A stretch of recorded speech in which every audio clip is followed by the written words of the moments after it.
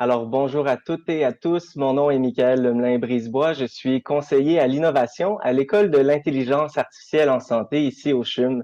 Au nom de toute l'équipe, on est très heureux de vous accueillir aujourd'hui pour notre MIAM, nos fameux moments de l'intelligence artificielle en santé.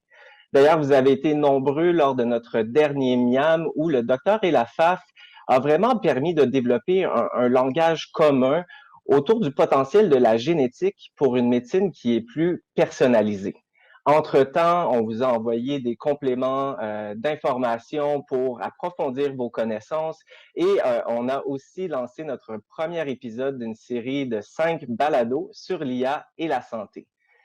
Aujourd'hui, on vous propose de rentrer un peu plus en profondeur et de clôturer notre thématique sur la génomique avec un panel. Celui-ci a grandement été inspiré des questions nombreuses que vous nous avez envoyées lors du dernier MIAM. Et d'ailleurs, on a toujours le souci de vous donner le droit de parole. À cet effet, il y aura un moment plus interactif à la fin des présentations, donc un 10 minutes où vous pourrez poser directement vos questions à nos experts. Tout au long de la présentation, n'hésitez pas à inscrire déjà vos questions là, dans la section Q&A, Question and Answer, en précisant là, à qui votre question s'adresse. Notre équipe va compiler tout ça et nous les utiliserons à la fin pour la période interactive. Aussi, on va privilégier les gens qui ont une caméra et un micro actif et dans tous les cas, on a très hâte de vous entendre. C'est maintenant l'heure d'explorer plus en profondeur le rôle de l'IA dans la génomique. En effet, la génomique est un secteur qui génère une très grande masse de données et avec les capacités d'analyse et de traitement de l'IA, est-ce que cette dernière peut propulser la génomique encore plus loin? La génomique à la puissance IA, c'est ce qu'on va explorer ensemble aujourd'hui avec nos experts. D'ailleurs, juste avant de commencer, nous les avons sondés à savoir s'ils avaient des conflits d'intérêts à déclarer. Il n'y en a pas pour Dr Bourdeau et pour Dr Soulière. Du côté de Dr Tremblay, elle est fondatrice et directrice scientifique de la compagnie Optiterra, compagnie dérivée du CHUM. Optiterra commercialise les tests génomiques de prédiction des complications du diabète.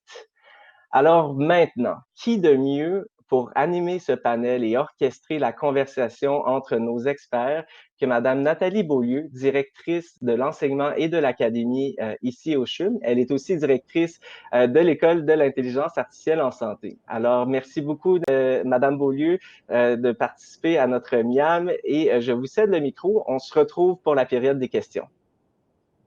Bonjour, Michael. Merci beaucoup pour l'introduction. C'est un grand plaisir pour moi aujourd'hui d'être avec vous et nous avons réuni 3 panélistes qui vont vraiment nous aider à mieux comprendre les possibilités qu'amène la combinaison de la génomique avec celle de l'intelligence artificielle en santé.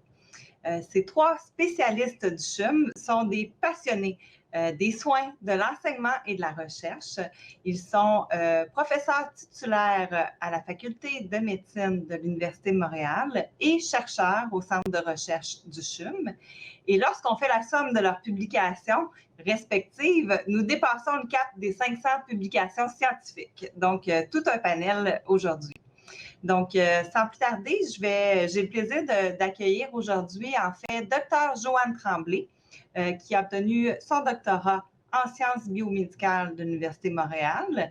Elle a reçu sa première subvention du Conseil de recherche médicale en 1984 et a été financée, soulignons, sans interruption depuis par les Instituts de recherche en santé du Canada, les IRSC. Et son expertise porte sur la génétique des maladies cardiovasculaires et de l'hypertension dans le contexte de la médecine personnalisée. Bienvenue, Dr. Tremblay, avec nous. Nous avons également Dr. Denis Soulière, qui est hématologue et oncologue médical. Ses intérêts de recherche et clinique couvrent principalement 3 axes. Le cancer de la sphère ORL, c'est-à-dire otorhinolaryngologie, les cancers urologiques et les hémoglobinopathies. Plusieurs de ces initiatives couvrent aussi le champ de la recherche corrélative pour l'identification des facteurs prédictifs de réponse au traitement. Bienvenue, Dr. Soulière, et merci d'être avec nous aujourd'hui. Merci. Finalement, nous avons Dr. Isabelle Bourdeau, qui est endocrinologue et directrice de l'équipe interdisciplinaire des tumeurs des glandes surrénales au CHUM. Elle effectue de la recherche translationnelle, bien sûr, sur ces tumeurs, et depuis 2009, elle est la directrice de la biobanque des tumeurs des glandes surrénales du CHUM. Donc, merci infiniment d'être avec nous aujourd'hui. Et sans plus tarder, nous allons briser la glace avec une première question qui s'adresse à Dr. Soulière. Je vais commencer avec une question un peu plus pour mieux vous connaître et comprendre un peu d'un moment qui aurait pu vous marquer dans votre carrière, qui vous a fait prendre conscience que nous sommes dans un grand virage vers la médecine personnalisée. En fait, mon premier élément qui vient en tête par rapport à ça, et lorsque j'ai fini ma résidence, c'est que j'ai eu l'opportunité de travailler avec deux personnes du nom de Tim Burke et David Parkinson, qui montaient tout un réseau de phase 1 pour de nouvelles molécules et d'avoir l'opportunité de travailler sur un projet de recherche qui impliquait un médicament dont le nom n'était que le CP6876 à l'époque, qui est devenu le STI 571 et qu'on connaîtra plus tard sous le nom d'imatinib ou de Gleevec. En fait, c'est probablement la première molécule qui est une thérapie ciblée basée sur une anomalie génomique, donc la leucémie myéloïde chronique, qui est reconnue comme étant associée avec la présence d'un chromosome de Philadelphie, qui fait en sorte que certains gènes en particulier sont très activés et causent le cancer secondairement.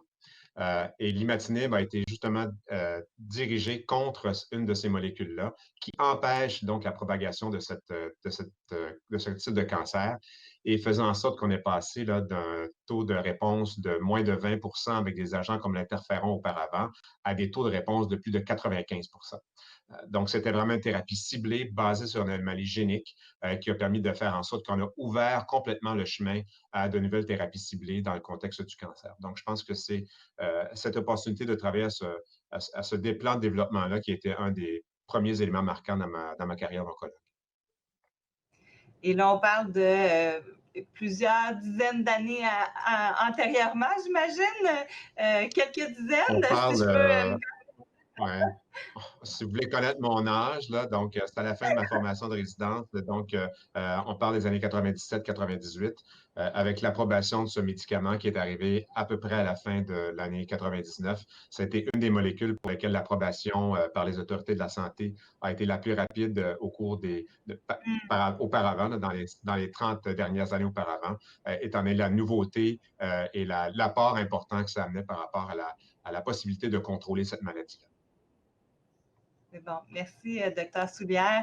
Et pour vous, Dr. Bourdeau, pourquoi est-ce que c'est important, comme professionnel de la santé, de s'intéresser à la combinaison de l'intelligence artificielle et la génomique? Oui, en fait, comme vous le savez, là, dans les dernières années, il y a eu beaucoup de progrès en génomique. Donc, ça nous a permis de caractériser le profil génétique des individus, mais ça a aussi donné beaucoup de données qui sont difficiles à interpréter parce que la quantité est très, très importante. Donc, le défi, je dirais, c'est d'être capable d'extraire là ou les données parmi toute cette quantité, cette masse-là disponible qui va nous permettre d'apporter un soin différent aux patients qui vont pouvoir influencer éventuellement là, notre conduite, soit diagnostique ou thérapeutique. Par exemple, l'identification de mutations dans des gènes. Dans les dernières années, on a plusieurs exemples où ces mutations-là peuvent nous permettre en clinique soit de préciser ou de confirmer un diagnostic. Il y a aussi tout le champ thérapeutique, là, comme Dr. Soulière vient de mentionner. Donc, la caractérisation du profil génétique des tumeurs qui va nous permettre de catégoriser les patients avec des réponses potentielles variables à un traitement, par exemple. Donc, si on cible une catégorie de patients où on sait qu'il y a plus de chances qu'il va y avoir une réponse au traitement, traitement, ultimement, on va améliorer la survie des patients. Donc, je pense que l'intelligence artificielle, c'est essentiel et ça joue un rôle d'accélérateur, hein, parce qu'on arrive à trouver des réponses à une vitesse incroyable qu'on ne serait pas capable d'obtenir en utilisant les méthodes traditionnelles. Donc, moi, je vois comme un accélérateur pour la génération de nouveaux outils qui sont accessibles en clinique et qui vont être de plus en plus accessibles, en fait, dans un futur proche. Donc, avec ces outils cliniques-là qui sont nouveaux, comme professionnels de la santé, j'imagine qu'on se doit de s'y intéresser pour connaître justement les applications possibles pour les patients, puis en quoi ça peut modifier soit les traitements ou préciser les diagnostics, comme ce qui a été mentionné antérieurement. Merci, Dr. Boudreau. Dr. Tremblay, de votre côté, pourquoi l'intelligence artificielle combinée à la génomique a ouvert des nouvelles portes, dans le fond, dans vos travaux de recherche ou dans les soins aux patients? Alors, j'aimerais poursuivre sur ce que Dr. Bourdeau a dit, c'est que la génomique, bien entendu, génère une quantité phénoménale de données. Juste un rappel, le génome humain contient plus de 3 milliards de paires de bases, des nucléotides ATGC. Et les nouvelles technologies permettent aujourd'hui de séquencer un génome complet. Il faut savoir que dans le génome, il y a une partie qui est codante, donc qui va servir à produire des protéines, mais ça ne représente que 2% du génome total. Le reste du génome, encore des choses, on doit encore découvrir des choses sur le reste du génome, mais ça permet entre autres de réguler l'expression de certaines protéines. Ça produit des micro-RNA, etc. Dans le domaine des maladies rares, ce qu'étudie Dr. Bourdeau, par exemple, pour trouver une mutation, il faut faire le séquençage, au moins de la partie codante. 2% de 3 milliards, ça demeure quand même 60 millions de nucléotides à séquencer et à analyser. Dans le cas des maladies communes sur lesquelles je travaille, comme le diabète, l'hypertension, on regarde plutôt des variants communs. Ces variants communs-là sont sont plus de 5 millions, ou même ça peut aller jusqu'à 10 millions si on parle d'une fréquence différente. Donc, on analyse 5 millions de variants génomiques qui s'est dispersés dans tout le génome et on regarde les associations avec les traits communs. Donc, on a énormément besoin d'intelligence artificielle pour extraire les données, pour les analyser, pour les stocker et également pour essayer d'en ressortir des informations qui sont fiables et qui sont nouvelles et qui sont utiles cliniquement. Par exemple, on utilise des techniques d'apprentissage machine, qui est une des sous-domaines de l'intelligence artificielle qui permettent à l'ordinateur d'apprendre à partir des données. On peut soit le faire de façon supervisée, on lui donne un modèle à l'ordinateur, puis on lui dit « essaie de reproduire ce modèle-là », ou on le fait de façon non supervisée, etc. Donc, pour résumer, en effet, dans le domaine sur lequel je travaille, les maladies communes, les maladies cardiovasculaires, les maladies rénales, on ne peut pas trouver ou identifier les variants sans faire appel à l'intelligence artificielle parce que ce sont des maladies polygéniques.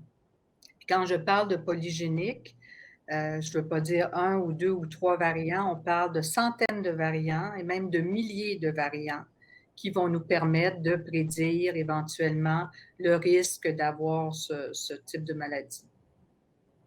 OK. Merci. Puis justement, si on prend un exemple concret, vous avez élaboré une solution liée au diabète. Est-ce que vous pourriez nous en dire quelques mots, s'il vous plaît? Oui, avec plaisir. Donc,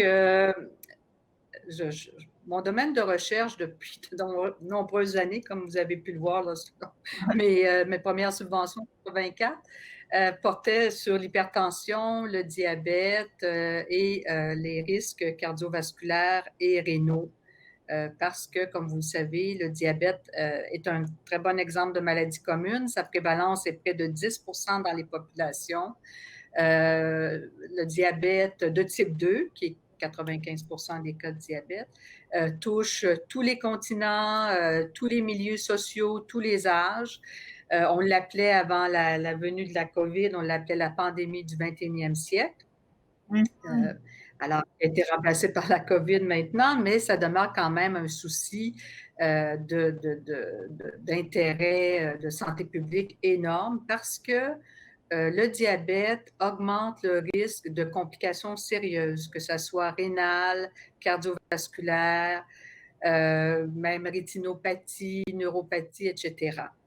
Alors, j'ai eu le privilège de co-diriger une étude génétique d'une très grande étude dans le domaine du diabète où on avait recruté 11 000 patients de 20 pays différents et qui avaient consenti à ce qu'on fasse ce genre d'études pour essayer de développer un score de risque polygénique pour les complications du diabète. Alors, ce que nous avons fait, c'est que, bien entendu, on a utilisé l'intelligence artificielle pour pouvoir organiser nos données, mais aussi d'autres disciplines telles que, comme j'avais dit, l'apprentissage machine avec support vecteur machine et, disons, gradient forest. Et avec tout ça, on a pu développer un score de risque qui comprend 600 variants génomiques. Ainsi que ce qui est aussi très important dans le domaine des maladies communes, c'est-à-dire une façon de quantifier l'origine ethnique de la population. Parce que ces maladies communes sont aussi associées avec l'origine géoethnique des patients. Donc, notre modèle est très simple. On a l'âge de début du diabète, la durée de diabète, nos variants génomiques et la composante principale de l'ethnie, de l'origine géoethnique des sujets. Et avec ça, on peut prédire sur un horizon de 5 années si ce patient diabétique est à risque plus élevé ou moyen ou faible par rapport à une cohorte de référence, qui est notre étude justement de suivi des patients diabétiques.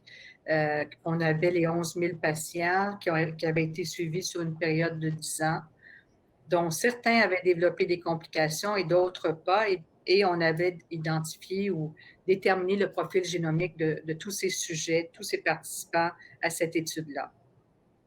Donc, c'est à peu près ça notre produit qui est un score de risque polygénique pour les complications rénales, cardiovasculaires du diabète. Merci, Joanne. En fait, je suis curieuse on a certainement des patients qui sont en train de nous écouter. Est-ce que c'est disponible, cette solution-là, pour les patients diabétiques en pratique clinique ou c'est davantage disponible que pour un projet de recherche?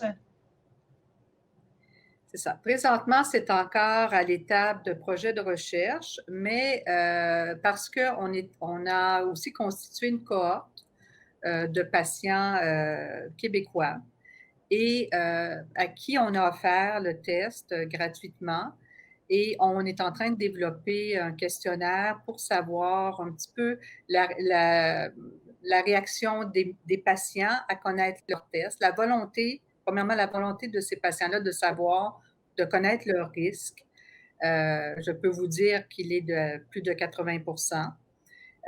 Ensuite, la réaction des patients et qu'est-ce qu'ils aimeraient savoir pour qu'on puisse produire un rapport qui soit non pas anxiogène, mais qui pourrait leur permettre de mieux prendre en charge leur propre diabète. Parce qu'il faut savoir que les patients diabétiques sont des patients qui sont très participatifs à leur traitement. Ils doivent se piquer pour connaître leur glycémie. Ils savent ils savent tous les risques que ça peut leur amener. Donc, ils sont très suivis aussi par leur médecin. C'est plus que 2 fois par année, tout ça. Donc, ils veulent connaître eux-mêmes pour pouvoir participer. Ensuite, on voudrait offrir ce test-là comme une aide à la décision aux médecins pour l'aider avec d'autres outils qu'il a pour mieux connaître ou mieux personnaliser son traitement ou, là j'ai le terme anglais, le management, comment en fait traiter son patient parce que c'est une maladie chronique et bien entendu, les complications ne se produisent pas le lendemain matin que le patient est diagnostiqué, mais se produisent au cours des années. Donc, il y a du temps pour intervenir. Non, il n'est pas encore disponible sur le marché, mais c'est pour ça d'ailleurs que vous l'avez dit au début, que nous avons cofondé, que j'ai cofondé avec le CHUM, une compagnie dérivée pour pouvoir offrir ce test aux patients et aux médecins et aux infirmières également qui sont spécialisées en diabète. Merci. Puis, quels seraient les impacts, justement, et les promesses? Parce que là, on parle d'être capable de, par exemple, de prédire, dans le fond, le fait qu'un patient sera diabétique ou pas. Donc, ça serait quoi les promesses et les impacts potentiels de tout ça? Puis, comment accélérer ces impacts-là? Alors, probablement, je dois vous corriger. On ne prédit pas si le patient va être diabétique ou pas. Il existe maintenant ce genre de test qui est offert d'ailleurs commercialement pour prédire si le patient va être diabétique ou pas. Nous, le patient est déjà diabétique et on lui offre un test qui va prédire son risque d'avoir des complications parce que le patient est déjà diabétique. Alors, ce qui était très important pour nous dès le début de nos recherches, c'est de pouvoir développer un test sur quelque chose sur lequel on peut intervenir. En effet, ces complications-là, cardiovasculaires et rénales, peuvent être retardées ou même prévenues. D'ailleurs, l'étude dont je parlais, la grande étude de 11 000 patients, avait démontré que si on traite de façon assez agressive en contrôlant bien la glycémie et en contrôlant la pression artérielle, on pouvait diminuer le risque d'avoir même de la mortalité cardiovasculaire, donc d'avoir des événements cardiovasculaires et rénaux. Donc, grâce à cette étude-là aussi, on a pu démontrer que les patients qui étaient à risque élevé étaient ceux qui répondaient le plus à la médication. Donc, même si on dit à un patient, vous êtes à risque élevé d'avoir une complication rénale ou cardiovasculaire, ce n'est pas une fatalité en soi parce que les études montrent que l'effet, ce qu'on appelle en anglais le number needed to treat, il est beaucoup plus bas. On a besoin de traiter moins de patients à risque élevé pour sauver une vie ou pour empêcher un risque cardiovasculaire sur une période de 5 ans et même de 10 ans, c'est ce qu'on a démontré. Donc, c'était pour ça, nous, ça a toujours été dans notre volonté ou notre objectif, c'était prédire pour prévenir. Donc, c'est pour ça qu'on a choisi le diabète et les complications parce qu'il y a en effet une possibilité de faire quelque chose pour réduire le risque de ces complications. Bien, merci. On comprend bien les impacts, justement, de prédire pour prévenir, effectivement, pour la clientèle de patients. C'est des impacts fort intéressants. Maintenant, qu'on a compris ou qu'on a goûté un peu aux impacts potentiels, je vais céder la parole à Dr. Soulière, à Denis, pour un peu mieux saisir quels sont les enjeux. Puis, j'aimerais bien comprendre dans la pratique clinique de tous les jours auprès notamment des patients atteints de cancer, où on en est rendu dans l'intégration de ces nouvelles connaissances-là ou nouvelles approches, puis à quoi les patients peuvent finalement s'attendre? Donc, on ne parle pas du cancer, généralement, on va parler des cancers et c'est la première constatation quand on veut faire de la médecine personnalisée. Donc, même si on a des assemblages de pathologies, que sont cancer du sein, cancer du poumon, cancer testiculaire ou autre chose, on a affaire ultimement à des maladies qui sont relativement individualisées par la suite lorsqu'on fait des analyses plus poussées. Le rapport de pathologie va nous dire cancer testiculaire, mais quand on fait des analyses moléculaires, on va, par exemple, s'apercevoir que tel gène sont différemment exprimés ou l'objet de mutation alors qu'ils ne le sont pas dans d'autres. Donc, avec les années, ce qu'on a appris en oncologie, c'est que l'utilisation de la génomique nous a permis de mieux faire les diagnostics, comme l'a dit Isabelle tout à l'heure, savoir que ce que je vous mentionnais, la LMC qu'on a diagnostiquée avec une translocation BCR-ABL, on l'a appliquée à d'autres types de cancers. Donc, le cancer du sein que l'on sait être HER2, donc avec une amplification du gène qui fait en sorte qu'on a un pronostic qui était moins bon. Et on a par la suite dirigé des thérapies contre le HER2 pour être capable d'avoir une action antitumorale plus adéquate. On l'a fait pour différents types de cancers, pour différents types de mutations qu'on a retrouvées, et pour s'apercevoir avec le temps que le fait de trouver une mutation ne nous indique pas nécessairement qu'on a une cible qui est adéquate. Donc, on a appris avec le temps que ces cibles que l'on identifiait par la génomique, on devait aussi pouvoir identifier ce qui étaient des drivers, c'est-à-dire des mutations qui donnaient un avantage prolifératif et de survie particulier et qui faisaient en sorte que ça devenait des cibles thérapeutiques intéressantes. C'est ce qui a donc amené à de plus en plus d'analyses génomiques, des analyses génomiques qui, ultimement, ont une valeur surtout statistique plus qu'autre chose pour l'instant, c'est-à-dire de démontrer que la présence de telle mutation, lorsqu'elle est associée avec telle autre mutation, va faire en sorte qu'on a une plus grande probabilité de répondre au traitement, tandis que quand on a un différent pattern de mutation, on peut avoir une moindre probabilité de répondre au traitement et d'avoir un avantage de survie. Donc, on est dans un contexte statistique en termes de la probabilité de réponse au traitement. Les analyses qu'on peut faire actuellement par la génomique ne nous permettent malheureusement pas d'identifier ce qui risque d'être un driver mutation. Ça prend des analyses de laboratoire pour être capable de le faire. On ne peut pas les déduire simplement par la génomique. On peut le prétendre, on peut suggérer qu'il y a peut-être un potentiel plus grand que certaines mutations soient liées à un effet driver, mais on ne peut pas vraiment le prédire de façon plus spécifique que ça. L'autre élément, et pourquoi on doit appliquer de façon beaucoup plus générale la génomique, c'est qu'on a plein de mutations que l'on répertorie et qui nous permettraient d'utiliser des traitements que l'on sait déjà disponibles, mais qui ne s'appliquent pas nécessairement au même type de cancer. Le premier exemple qui me vient en tête par rapport à ça est un jeune patient que j'ai eu il y a une quinzaine d'années, pour lequel ça a été un des premiers pour lesquels on a utilisé du herceptin pour un cancer de l'estomac. Et le fait de quelques patients pour lesquels on a essayé le herceptin de cette façon-là a amené une étude beaucoup plus large qui a démontré que le herceptin, quand on a un cancer de l'estomac qui est HR2 positif, va faire en sorte qu'on va avoir un avantage de survie. Donc, ça prend un agrégat important de patients pour lesquels on est capable d'avoir toutes les données en termes de leur pattern génétique et en termes de leur réponse au traitement pour être capable de déduire par la suite pour d'autres patients qu'il peut y avoir un avantage spécifique. Et l'enjeu est particulièrement important, c'est-à-dire en termes de l'appartenance des données. Il existe des concepts par lesquels il y a une confidentialité qui existe pour les données d'un patient. Mais si on veut apprendre quelque chose dans le contexte de la médecine personnalisée, ce n'est pas par des individus qu'on va avoir traité de façon spécifique et ponctuelle. C'est sur l'agrégat de tous les patients.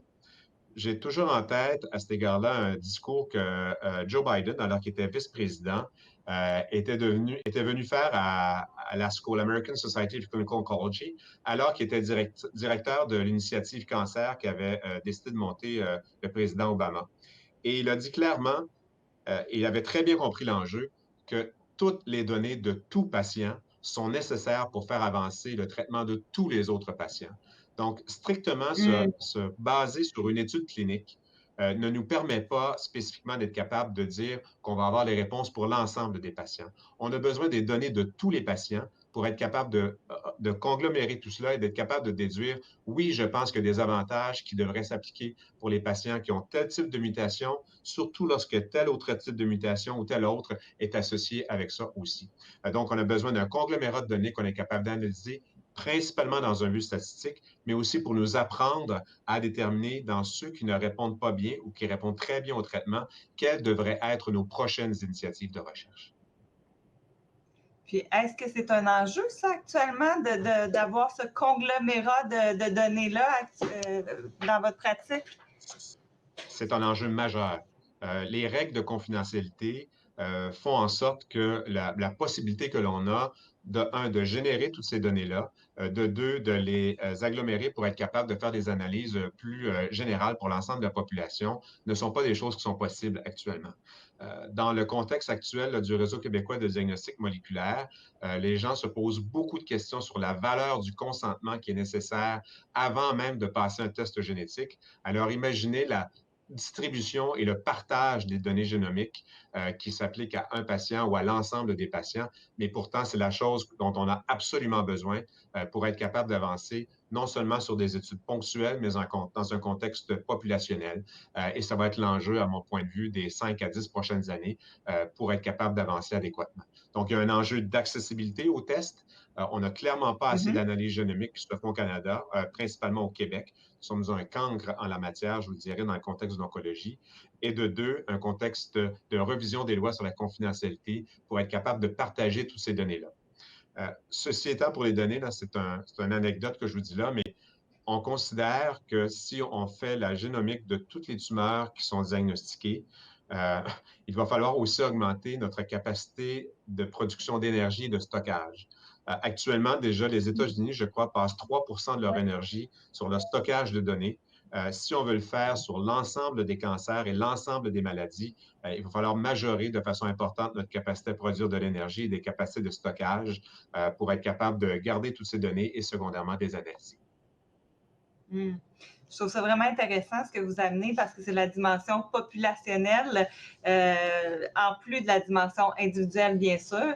Puis, justement, pour répondre à cet enjeu-là, à quelle solution on pourrait, vous avez un petit peu effleuré l'aspect de la loi, de l'aspect légal, du cadre qui légifère tout ça. À quoi on peut passer comme solution? Bien, ça prend de un, libéralisation des tests. Faut qu'on ait un accès plus grand à la génomique. Et il faut créer des groupes spécifiques responsables de faire ce qu'on appelle des diagnostics moléculaires. Et à partir du moment où on a des groupes qui sont responsables de faire des diagnostics moléculaires, qui pourraient avoir accès à un plus grand nombre de données pour les analyser, on pourrait donc suggérer pour tel ou tel patient qu'un traitement qui généralement est applicable en cancer du sein pourrait, par exemple, être applicable pour un cancer de la prostate à cause du profil moléculaire qui a été identifié. Ça demande, comme je l'ai mentionné, une revision probable des lois sur la confidentialité, mais je reviens sur ce que j'ai dit, la médecine personnalisée n'est possible qu'à partir du moment où on fait de la médecine populationnelle.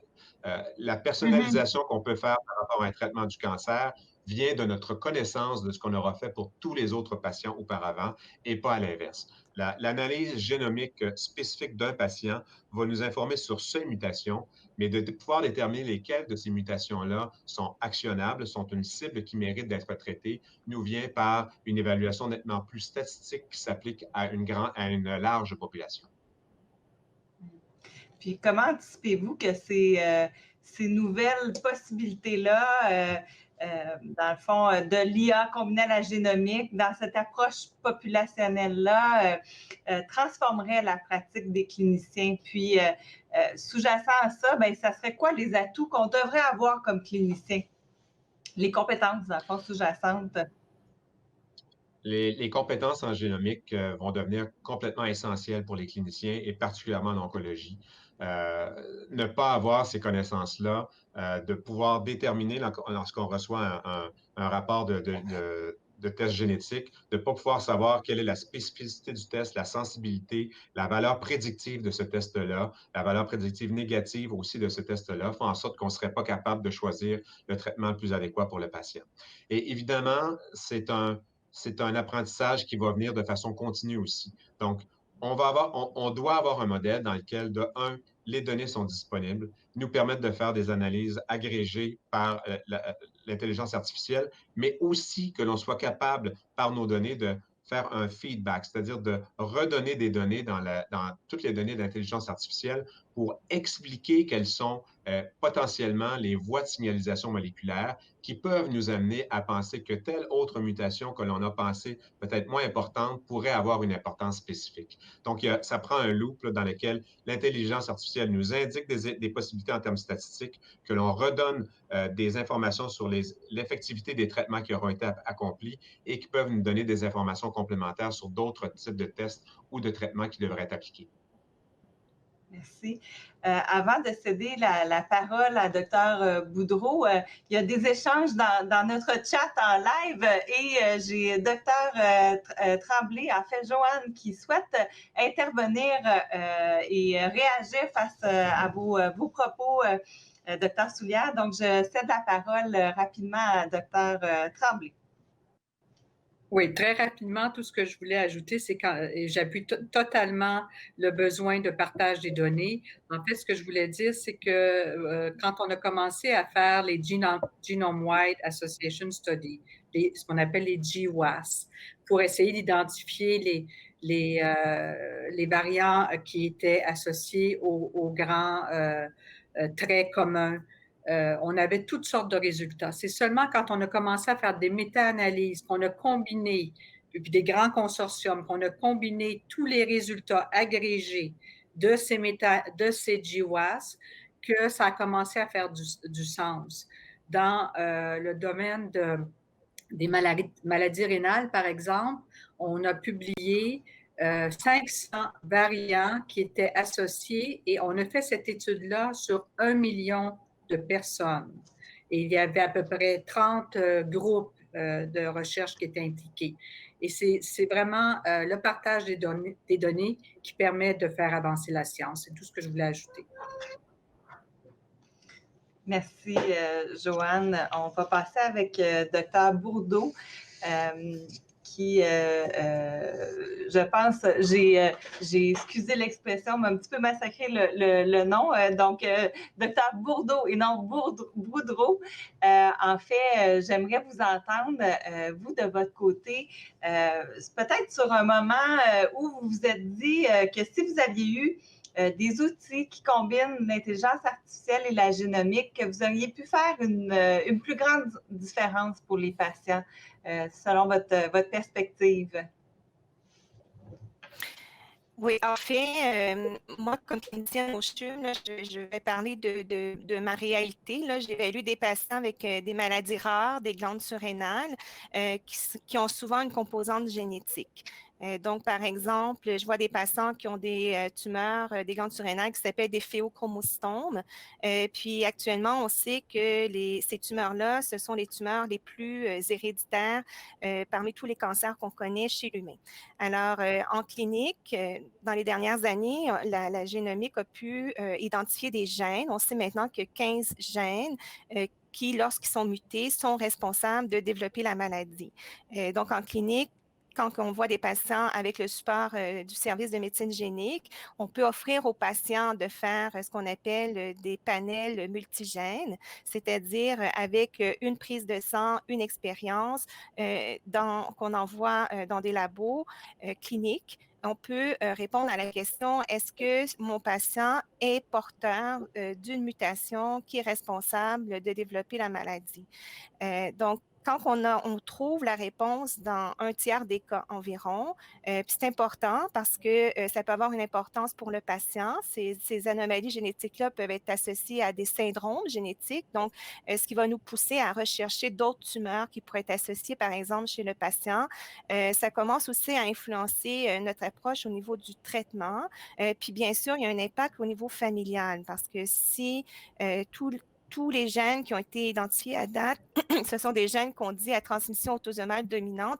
Donc, parmi les descendants, il va y avoir un descendant sur 2 qui va être porteur de cette mutation-là et donc qui est plus à risque de développer la maladie. Par contre, j'ai dit qu'un tiers des patients chez qui on pouvait identifier la cause génétique, mais il reste quand même 2 tiers des patients chez qui on n'a pas de réponse. Puis souvent, on peut suspecter cliniquement qu'il y a quand même une cause génétique parce que, par exemple, si la tumeur est présente chez plusieurs membres dans une même famille, ça laisse présager qu'il y a effectivement une cause génétique, mais qui n'est pas identifiée, qu'on n'est pas capable d'identifier cliniquement actuellement. Chez les patients jeunes aussi qui développent ces tumeurs-là, on sait qu'il y a plus de chances que ça soit au niveau une explication génétique. Donc, moi, ce que je dis aux patients, c'est que ça ne veut pas dire que ce n'est pas génétique, mais ça veut dire qu'avec nos connaissances actuelles, on n'est pas capable d'expliquer pourquoi vous avez développé cette maladie-là. Et c'est là que rentre en ligne de compte la recherche, l'intelligence artificielle. Donc, chez des patients bien ciblés, on va vouloir effectuer des études d'exome sequencing, jumeler à l'intelligence artificielle pour trouver l'explication pourquoi ils ont développé cette maladie-là. Récemment, là, mon équipe, avec une collaboration du docteur Martine Tétrault au CHUM, on a identifié un nouveau gène qui cause une maladie très rare des glandes surrénales. Et ce gène-là n'avait jamais été exploré. Ce mécanisme-là n'avait jamais été exploré non plus pour expliquer la maladie. Donc, ça rouvre des portes à des nouveaux mécanismes physiopathos et ultimement à des nouveaux outils éventuellement de diagnostic et même voire de traitement. Donc, moi, j'ai un spectre différent de ce qui a été discuté à date. On a parlé beaucoup de données de masse. Moi, je discute de maladies rares, mais toutes ces découvertes peuvent aussi apporter dans d'autres sphères de l'oncologie des indices, élargir les implications. Donc, je pense que ce que j'aimerais comme clinicienne, c'est que chez les patients chez qui je suspecte qu'il y a une cause génétique, mais qu'on n'est pas capable d'expliquer cliniquement avec les panels qui sont disponibles actuellement, mais j'aimerais offrir la possibilité de faire ces études génomiques-là à large spectre pour être capable d'identifier les causes. Malheureusement, actuellement, c'est possible dans des cas de recherche seulement, avec des fonds de recherche qui sont limités, particulièrement en maladies rares. Donc, on a encore un bout de chemin à faire avant que ça soit disponible à tous les patients qui pourraient en bénéficier s'ils sont intéressés, bien entendu, à connaître la cause de leur maladie. Très intéressant. Effectivement, ça amène un autre angle complémentaire aux échanges qu'on a eus jusqu'à présent. Puis justement, devant ces faits-là que vous nommez, ça serait quoi le rôle des patients pour arriver à mieux intégrer l'intelligence artificielle, la combiner à la génomique? Comment vous voyez leur rôle? En fait, le rôle, ça a été déjà mentionné auparavant par le Dr Tremblay puis le Dr Soulière.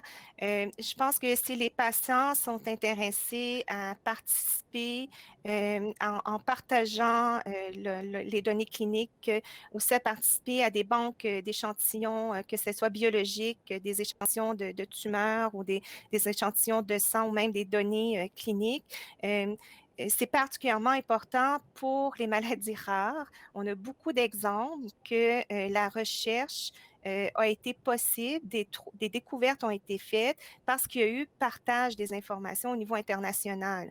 Donc, que plusieurs pays, plusieurs équipes de chercheurs mettent en commun les données qu'ils ont, que ce soit biologiques ou cliniques, et ce qui a permis d'identifier des nouvelles causes génétiques aux maladies rares, ce qui aurait été pas impossible si chacun avait gardé l'information dans son propre laboratoire. Donc, je pense que la participation aux biobanques et l'ouverture de participer à des projets de recherche, c'est sûr que c'est un point clé là, pour faire avancer la science. Parfait. Merci, Dr Bourdeau. Comme j'ai senti beaucoup de passion et d'enthousiasme chez l'ensemble des panélistes.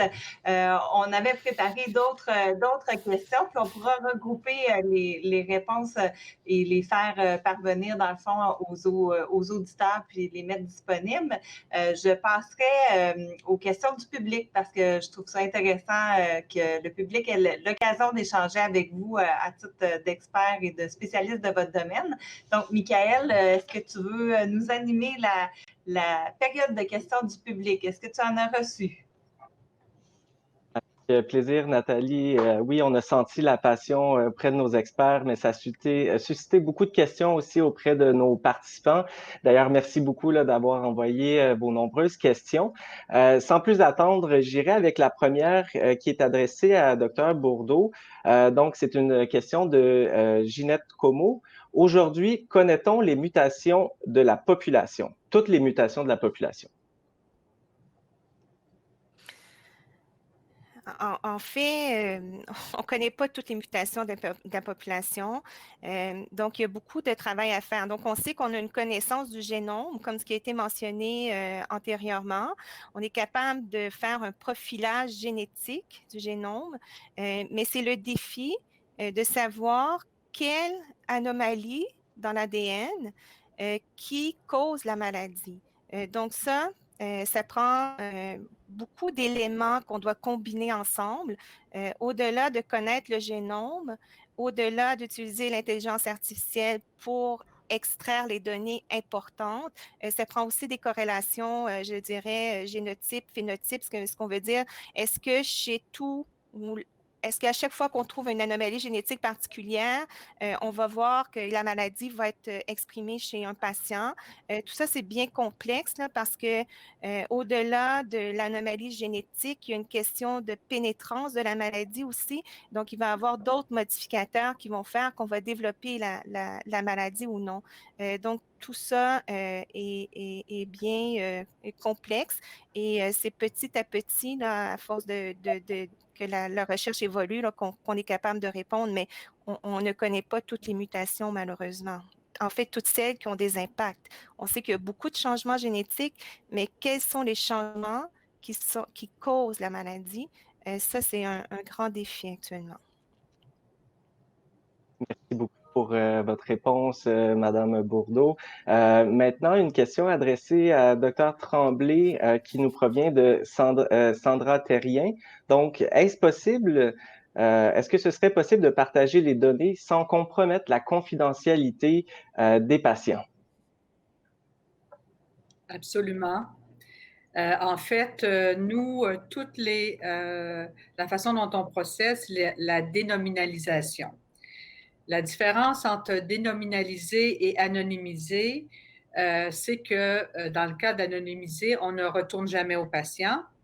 Si on veut retourner au patient, on doit dénominaliser, c'est-à-dire que pendant tout le processus d'analyse, que ce soit l'analyse au niveau de l'ADN ou l'analyse informatique, c'est un code qui est associé au patient et ce n'est qu'à la fin que le code est retourné avec l'identité du patient.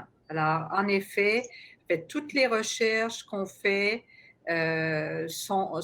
portent sur des données dénominalisées.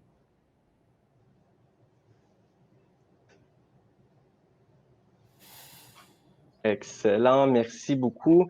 Maintenant, on a la chance d'avoir une question qui sera adressée à Dr Soulière de la part de Pascal Saint-Onge. Donc, je vous cède la caméra.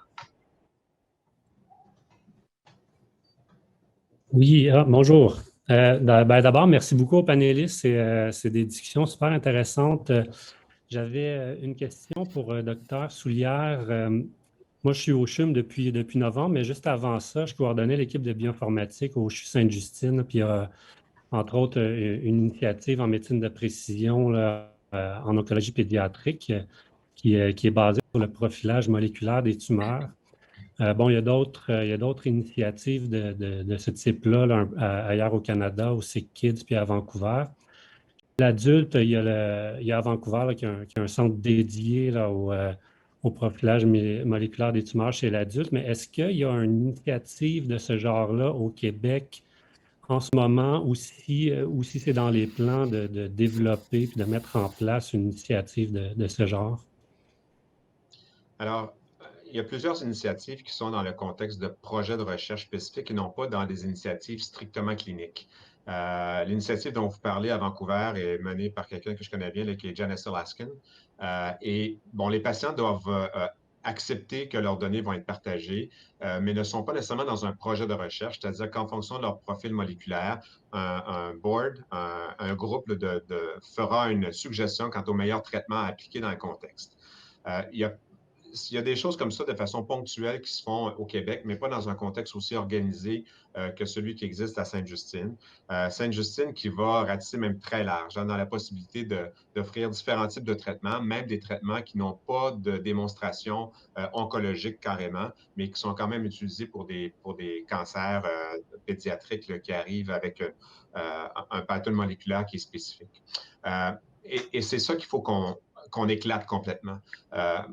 Docteur Bourdeau, Isabelle mentionnait tout à l'heure, son petit nombre de patients et que ce n'est pas un aspect populationnel, mais au contraire, elle est spécialiste de la population d'à peu près tous les phéochromocytomes du Québec et même au-delà. Et c'est comme ça qu'elle est en mesure d'avoir des analyses moléculaires qui ont permis de trouver des caractérisations pour ces patients-là et qui vont en permettre davantage aussi avec les années. Si je peux me permettre, pour aller même plus largement que ça, la meilleure expérience populationnelle qui a jamais été faite, et elle sera connue d'ailleurs beaucoup mieux par Joanne et par Isabelle, c'est l'étude de Framingham. L'étude de Framingham est une étude populationnelle où donc une population entière d'une ville pas loin de Boston a été suivie pendant plus de 40 ans pour qu'on soit capable d'évaluer leurs habitudes de vie et le risque de développer certaines maladies cardiovasculaires et même certains types de cancers. Le Québec est dans une situation tout à fait idéale pour être le Framingham de la génomique. Nous avons un système de santé, nous avons une population qui a un effet fondateur avec des apports de population immigrante, surtout depuis environ 30 ans. Nous avons la population idéale pour faire des études génomiques qui nous permettraient d'apprendre beaucoup sur le risque de développer différents types de maladies et sur la possibilité d'offrir des traitements de façon conséquente. Ça prend une volonté publique de le faire, ça prend une modification des lois sur la confidentialité pour être capable de partager les données de cette façon-là, mais c'est selon moi la seule façon par laquelle on pourra avancer cliniquement aussi rapidement que ce qu'on est capable d'avancer dans les tests moléculaires qu'on offre aux patients. Merci. Nous avons Carthagène quand même au Québec, il faut le dire. Carthagène fait aussi partie d'un consortium canadien qui s'appelait CPTP, là, qui a changé de nom. Le CAN, je ne me souviens plus du nom, là, mais qui a aussi, c'est la population québécoise qui est génotypée en partie, qui est actuellement hébergée à Sainte-Justine. Alors, c'est certain que pour les maladies communes, c'est plus facile parce que la fréquence est plus élevée. Il doit y avoir actuellement dans Carthagène peut-être 60 000 personnes qui ont été analysées sur 2 jours. Il y avait un protocole de 2 jours d'analyse, de tests, etc. Je ne sais pas pourquoi vous ne l'utilisez pas dans le domaine du cancer actuellement. Ma question est à deux. Oui, dans le fond, c'est parce que Carthagène, c'est du matériel germinal principalement. Il n'y a pas le match normal tumoral qui est requis pour les... c'est quand même une source incroyable de données qu'on peut quand même utiliser. Mais c'est ça la difficulté, c'est d'avoir accès aux données tumorales. De plus en plus, on peut en avoir, mais je pense que Dr. Soulière a mentionné que ça va prendre une volonté, puis d'aller de l'avant, puis de commencer dès maintenant à séquencer de façon plus systématique les tumeurs. c'est ça, le domaine du somatique a vraiment un pan en soi, là, où on a l'acquisition du matériel qui est nécessaire pour être capable de faire ces choses-là. Il y a certainement des avancées aussi qui peuvent être faites par le ctDNA, c'est-à-dire le Circulating Tumoral DNA. On peut avoir de l'ADN tumoral en circulation dans le sang qui peut nous donner une certaine quantité d'informations sans en avoir autant que le matériel tumoral comme tel. Mais l'impact est différent. Et en fait, comme vous l'avez dit, là, ça prend non seulement les données génomiques, mais aussi toutes les données cliniques quant à l'évolution de ces patients-là qui est nécessaire pour être capable de faire une analyse qui est complète. Et c'est pour ça que je suggère des éléments aussi larges que des analyses populationnelles comme ça qui étaient faites à Framingham, qui ont évalué ces patients-là pendant des décennies pour être capable de déduire des risques cardiovasculaires, mais aussi des risques de développement de maladies cancéreuses.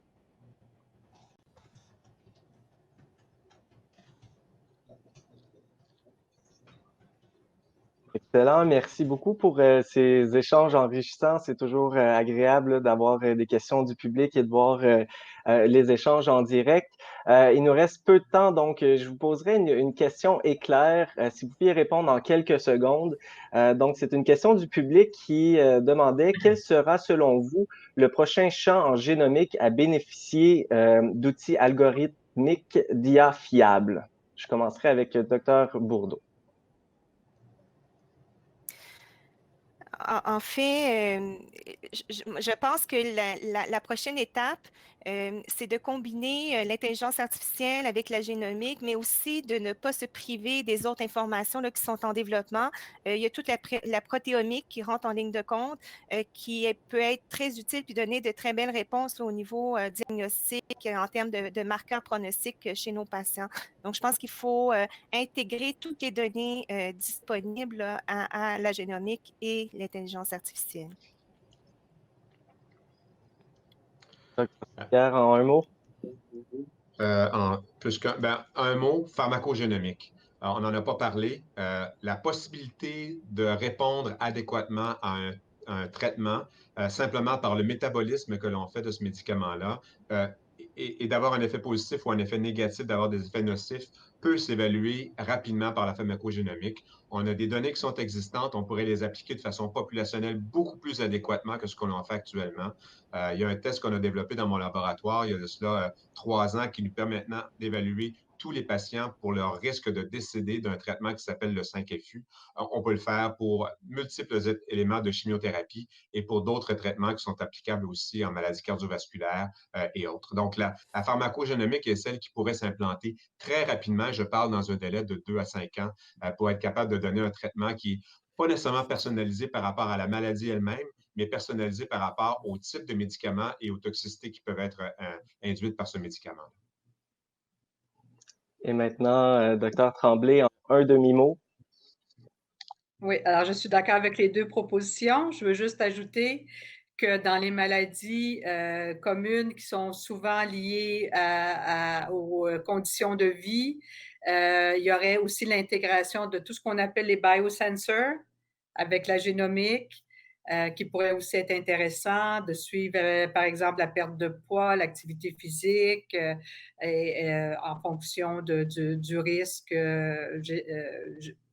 génétique là, de complications du diabète, par exemple.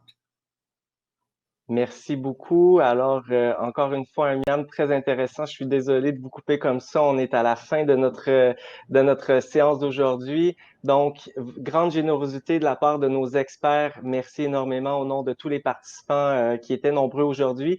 Merci à notre animatrice. Les miams, c'est un rendez-vous mensuel. On a très hâte de vous revoir à notre prochain. Au revoir.